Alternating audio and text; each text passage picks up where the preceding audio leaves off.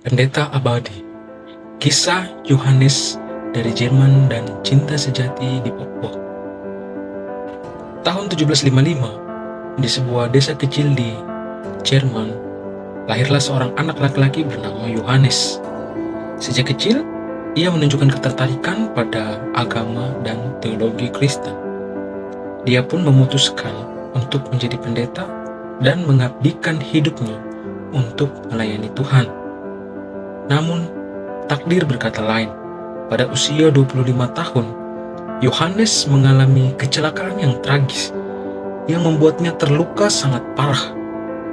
Saat sekarat, ia diselimuti oleh cahaya terang dan ia merasakan kedamaian yang luar biasa.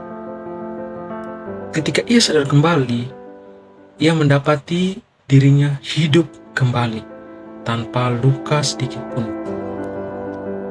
Yohanes pun menyadari bahwa dia telah dianugerahi keabadian.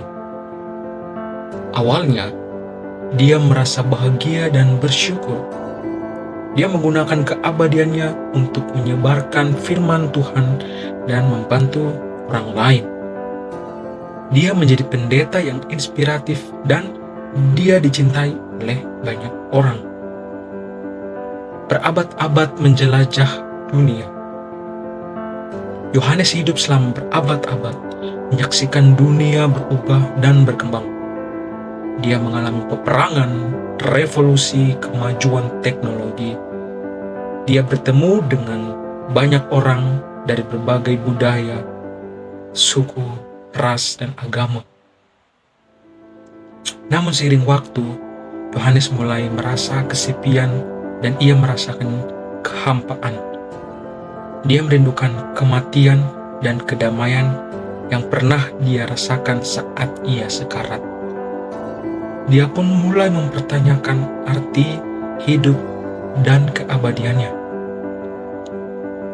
Suatu hari, Yohanes membaca tentang sebuah pulau terpencil yang ada di Indonesia, yaitu Pulau Papua.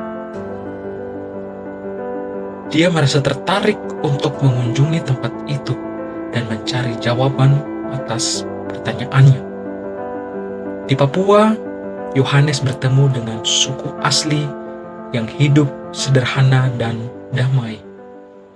Dia belajar tentang budaya dan tradisi mereka, dan dia merasakan kehidupan yang telah lama dia cari. Di sanalah dia bertemu dengan seorang wanita bernama Namari. Namari adalah seorang wanita bijaksana dan penuh kasih sayang. Yohanes jatuh cinta kepadanya, dan Namari pun membalas perasaannya.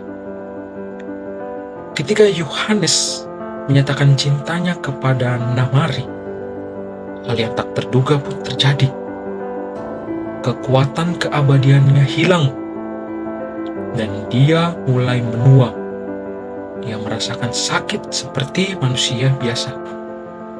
Yohanes awalnya sedih dan takut. Dia tidak ingin mati dan meninggalkan Namari.